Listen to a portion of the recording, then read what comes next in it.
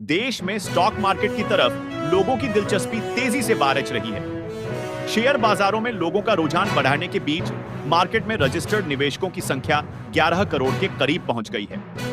अगस्त 2024 में यह संख्या करीब 10 करोड़ और इस साल फरवरी में 9 करोड़ थी। आंकड़ों के अनुसार नवंबर के अंत में देश के सबसे बड़े एक्सचेंज नेशनल स्टॉक एक्सचेंज में रजिस्टर्ड कुल निवेशक संख्या 10.7 करोड़ थी। अकेले महाराष्ट्र 16.5% रजिस्टर्ड निवेशक है। हालांकि मार्च 2015 में यह संख्या इसकी हिस्सेदारी 16.5% से कम हो गई है। यह राज्य भर में निवेशकों के बढ़े पैमाने पर वितरण का संकेत देता है। वहीं उत्तर प्रदेश 1 करोड़ ज्यादा रजिस्टर्ड निवेशकों वाला एकमात्र अन्य राज्य है। साथ ही पिछले कुछ महीनों में नए निवेशक रजिस्ट्रेशन चार्ट में सबसे आगे भी चल रहा है। इसके अलावा युवा निवेशक भी बाजार की तरफ आकर्षित हो रहे हैं। आयु के हिसाब से देखें तो कुल रजिस्टर्ड निवेशकों में 30 वर्ष से कम आयु वर्ग के लोगों की निवेशक आधार में हिस्सेदारी 40% है। यह मार्च 2019 में केवल 22.6% थी। आंकड़ों के मुताबिक मार्च 2022 के अंत में महिला निवेशकों की हिस्सेदारी 22.7% से बढ़कर 24% होने के साथ लिंग समावेशन में लगातार सुधार हो रहा है। गोवा, चंडीगढ़ और मिजोरम में महिला निवेशकों की हिस्सेदारी कुल 30% से अधिक है। भारतीय शेयर बाजारों में 2023 में मजबूत निवेश के बाद विदेशी निवेशकों ने 2024 में अपने निवेश को काफी हद तक कम कर दिया। इस साल शुद्ध प्रवाह 5,000 करोड़ रुपए से अधिक रहा। घरेलू बाजारों का हाई वैल्यूएशन और भू राजनीतिक अनिश्चितताओं के बीच निवेशकों का अधिक सतर्क रुख अपनाना इसकी मुख्य वजह रही। वेंचुरा सिक्योरिटीज के शोध प्रमुख विनीत बोलिंजकर ने कहा कि 2025 की ओर देखते हुए भारतीय शेयर में विदेशी पोर्टफोलियो निवेशकों के प्रवाह में सुधार देखने को मिल सकता है। इसे कॉर्पोरेट आय में चक्रीय उछाल से समर्थन मिलेगा, खासकर पूंजीगत वस्तुओं, विनिर्माण व बुनियादी ढांचे जैसे घरेलू उन्मुख क्षेत्रों में। हालांकि आसियान तथा लैटिन अमेरिका जैसे अन्य उभरते बाजारों में ऊंचे मूल्यांकन और सस्ते विकल्प इन प्रवाहों को बाधित कर सकते हैं। उन्होंने कहा कि इसके अलावा लंबे समय तक वैश्विक मंदी के चलते बनी चिंताएं निवेशकों की भावनाओं तथा जोखिमपूर्ण परिसंपत्तियों के प्रति उनकी रुचि पर असर डाल सकती हैं। दूसरी ओर आनंद राठी वेल्थ लिमिटेड के डिप्टी सीईओ फिरोज अजीज ने कहा कि भू राजनीतिक तनाव, केंद्रीय बैंक की ब्याज दरों में कटौती तथा संभावित अमेरिकी शुल्क प्रतिबंध भारतीय बाजारों में एफपीआई प्रवाह के लिए अनुकूल स्थिति उत्पन्न कर सकते हैं। डिपॉजिटरीज के पास उपलब्ध आंकड़ों के अनुसार अब तक विदेशी पोर्टफोलियो निवेशकों ने भारतीय शेयर बाजारों में 5,52,00,000 करोड़ रुपए से अधिक और आरण बाजार में 1.12 लाख करोड़ रुपए का शुद्ध निवेश किया है। इससे पहले 2023 में शेयर बाजार में 1.71 लाख करोड़ रुपए का शुद्ध निवेश किया गया था, जो भारत के जुझारू आर्थिक बुनियादी ढांचे के बारे में आशावाद से प्रेरित रहा था। इसके विपरीत 2022 में वैश्विक केंद्रीय बैंकों की आक्रामक दर वृद्धि के कारण 1.21 लाख करोड़ रुपए की सबसे अधिक शुद्ध बिकवाली दर्ज की गई थी।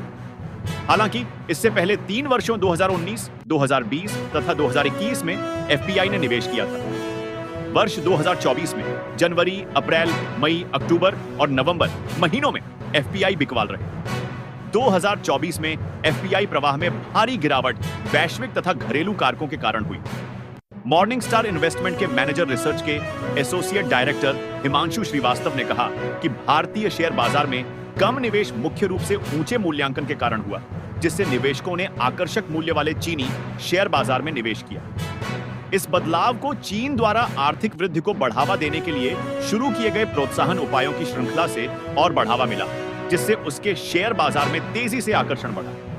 इसके अलावा भू राजनीतिक तनाव में वृद्धि, खासकर इजराइल ईरान संघर्ष जोखिम से बचने की प्रवृत्ति में वृद्धि निवेशकों को सुरक्षित परिसंपत्तियों की ओर धकेल रही है।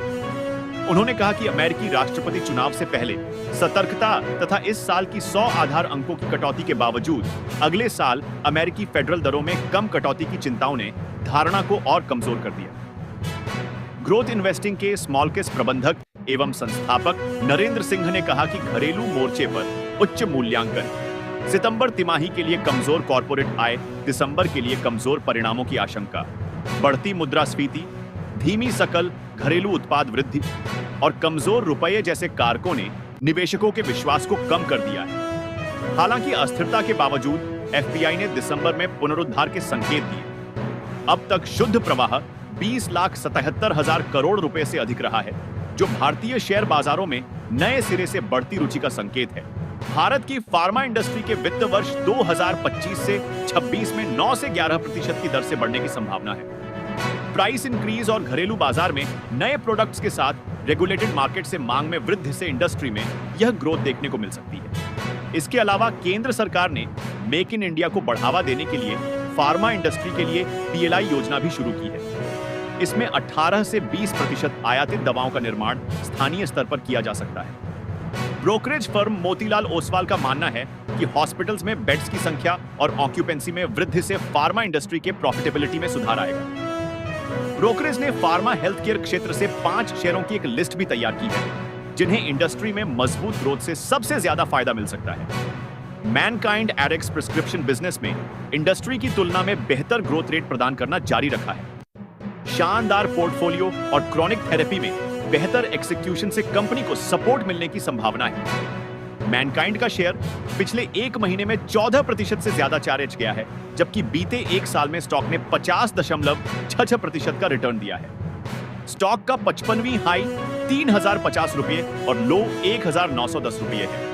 मैक्स के ब्राउनफील्ड, ग्रीनफील्ड और अकार्बनिक विस्तार का संयोजन मजबूत रेवेन्यू वृद्धि को बढ़ावा देगा। 7 हॉस्पिटल में बेड्स की संख्या में वृद्धि ईबीआईटीडीए ब्रेक इवन को बढ़ावा देगा। इससे कंपनी को हायर ऑपरेटिंग लेवरेज मिलेगा। मैक्स लिमिटेड के शेयरों में हाल फिलहाल में गिरावट देखने को मिली है। हेल्थ सेक्टर कंपनी का शेयर पिछले 1 महीने में 16% गिरा है। हालांकि पिछले 1 साल में कंपनी का शेयर 41.31% चढ़ा है।